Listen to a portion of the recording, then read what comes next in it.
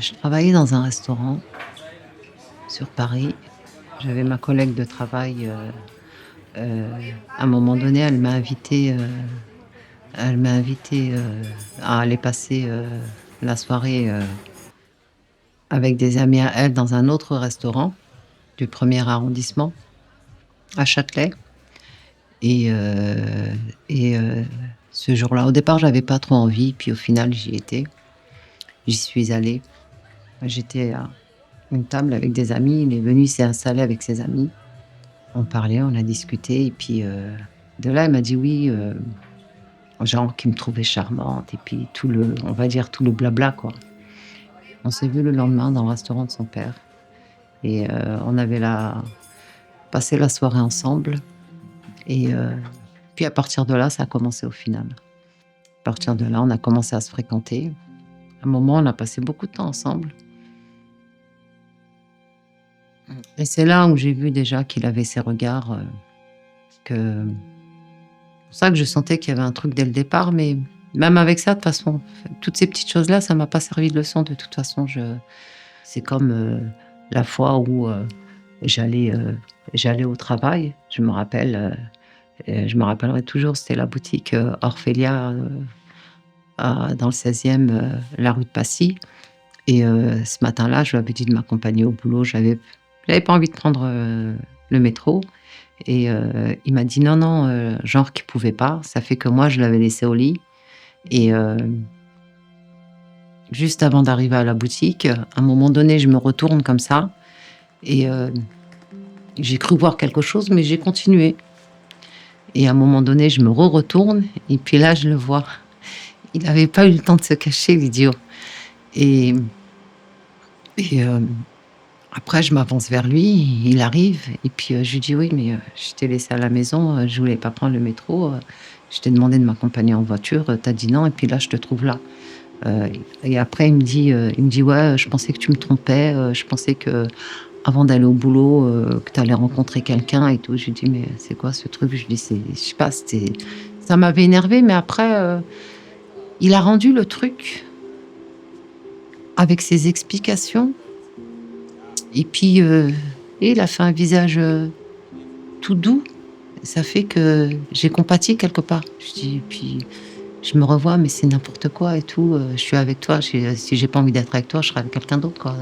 Je reste pas avec toi si je vous dis, c'est comme, la fois où tu es sur Evoli et il m'a fait acheter un journal, je crois qu'il existe toujours, c'est l'Observateur, je crois, l'Observateur.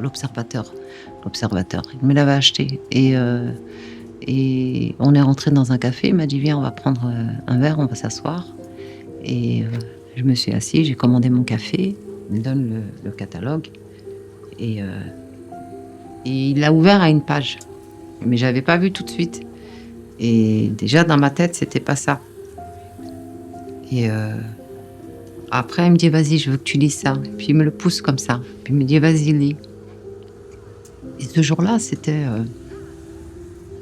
de lire, l'article, c'était, un homme qui avait tué sa compagne par jalousie. Et je commence à lire dans ma tête et et heu et à un moment, il me dit, «J'entends pas».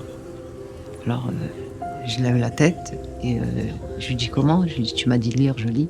Il m'a dit: «Non, non, tu as pas compris, je t'ai demandé de lire à haute voix» et après, son explication, c'était: «Ben, voilà, ben, moi, c'est ça. Moi, je t'aime et je suis jaloux alors, tu fais, si tu sais qu'il y a quelque chose qui va pas me plaire et ben, tu le fais pas». Et parce que je t'aime à en mourir et et en fin de compte, ça c'était un signe, que j'ai pas vu.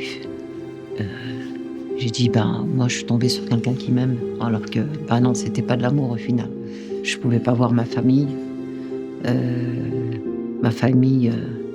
non, c'est-à-dire qu'il m'avait mis à l'écart de tout. Il m'avait mis à l'écart de tout le monde.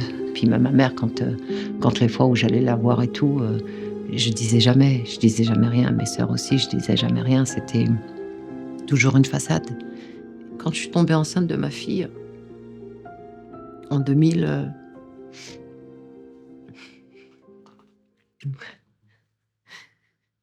je ris intérieur, mais je ris noir parce que et encore, c'était on va dire la 1re grossesse parce que mes 2 autres avec, mon autre fils et mon autre fille, c'était de pire en pire parce que même là, pour la grossesse, il était pas là. Il sortait et que le jour où j'ai accouché, je me rappellerai toujours et il avait passé la nuit dehors, en boîte avec ses potes. Puis il a même pas assisté au final à l'accouchement. C'est bête, hein, c'est stupide, hein, mais au final, comme il était pas là jusqu'au dernier moment, ben, il devait pas la voir sortir parce que le temps qu'il aille à la voiture, pour récupérer le sac et je disais à la sage-femme: «Elle sort» et elle me dit: «Non, de toute façon, c'est votre 1er, elle sortira pas comme ça et tout». Je dis: «Bah, si je vous dis que je sens, c'est que je sens, c'est qu'elle est là, c'est que c'est bon, quoi». Et puis après, elle regarde comme ça et puis elle me dit: «Ah bah oui, exact, la tête est là». Je lui dis: «Je sais ce que je dis si je vous dis ça». Ça veut dire que lui, entre le moment où il est parti, juste pour aller au parking, hein, c'est rien, hein. Entre le moment où je l'ai pris comme ça après, hein.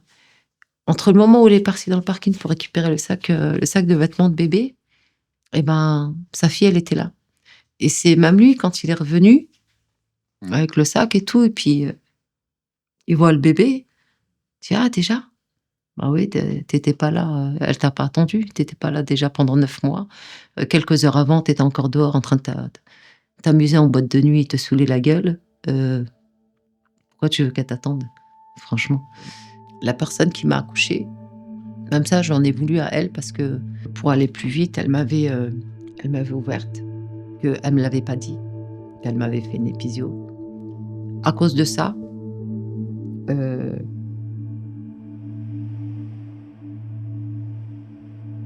je pouvais pas me tenir droite correctement et que j'avais une infirmière qui venait à la maison parce que ça cicatrisait mal. J'avais des problèmes avec les poings et autres. J'avais des spectres de rougeur, des cloques, de là jusque là. Ça fait que ça me brûlait de partout et que j'étais obligée de faire des toilettes et des soins et qu'il y avait une infirmière qui venait pour ça et je marchais à 4 pattes et il y avait le bébé à nourrir et lui, ça l'empêchait pas de sortir. J'y ai pas prêté attention alors que j'avais tous les signes. On me l'a dit. J'ai vu. J'ai vu toutes les trahisons, tout ce qu'il m'a fait. Je l'ai vu. J'ai entendu, il y a plein de personnes qui sont venues me voir: «Attention, danger». Mais j'ai rien fait. J'ai rien fait et avant ma vie de femme, si j'avais écouté ça, il aurait pas pris ma vie. Comme je lui ai dit, je lui ai dit: «Tu as pris ma vie de femme, m'a pris d'épouse et ma vie de maman». Parce que si j'avais écouté, eh ben, j'aurais eu ma vie de maman.